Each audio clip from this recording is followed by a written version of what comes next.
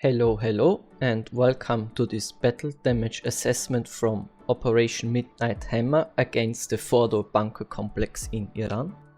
This video was sponsored by the US Air. Oh boy, well, look at my subscriber count. Of course I don't have any sponsors, so click that button, it's free and helps, thanks.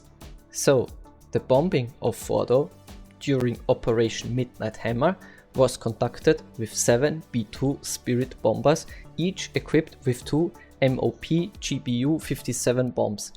These special bunker buster bombs are over 6 meters long, weigh about 14 tons, are designed to penetrate up to 60 meters of terrain or 18 meters of pure concrete. And the warhead houses an high explosive equivalent to 3,200 kilograms of TNT. 12 of these 14 bombs carried on the 7 B-2 bombers were dropped on the Fordow bunker on a very special pattern called a staggered double tap to be able to penetrate the deep bunker complex, which is about 80 to 90 meters underground. So let's see where they're all hit. Here is a satellite image overlaid with the exact location of the target bunker, and if you're interested into the original plans of this bunker, the room layout and why this is the exact location, I have a separate detailed video about it as well. Now let's change the satellite picture after the bombing and reveal the impact locations to see where the bombs exactly hit this bunker. This reveals 2 impact locations. The first one directly on top of the main hall of the bunker, and the second one seems random, but it's not. It's exactly over some ventilation shafts that lead deep into the bunker. Now, if we take into account the terrain over the bunker, let's cut through these 2 drop locations and reveal how much damage these bombs actually did.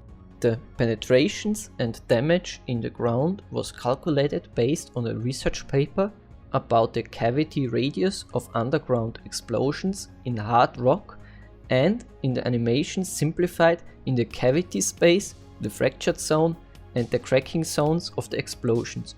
So let's go over the animations.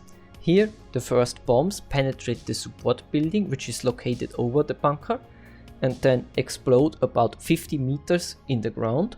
Shortly after that the next wave follows, and this also shows the special drop pattern to ensure that the first bombs destabilize the ground, create holes, cracks, to ensure that the last bombs, which are dropped exactly in the same crater of the previous bomb, can reach the 85 meters deep bunker, penetrate the heavily protected concrete ceiling of the main hall, and explode on the inside for maximum damage. So, if we take a look at the second place where the ventilation shafts are located, the bombs were dropped exactly over them to help ensure reaching the target. The drop pattern is exactly the same as before, where the first wave of 3 bombs is stabilizing the ground, so that the next 3 can already reach the 82 meters deep target. Here it could also be possible for a Top Gun pilot to drop a single bomb perfectly along the angle of the ventilation shaft to reach the deep bunker. This short clip here shows a real bomb test demonstrating the ground penetration and the devastating blast that happened inside this bunker facility. As we saw the explosion of this bomb, it creates a very big shockwave, and on this plane here I made the destructive power visible. And later on, after the strikes, this footage here was also released from the inspection team inside the main hall, confirming the destruction of the nuclear enrichment facility.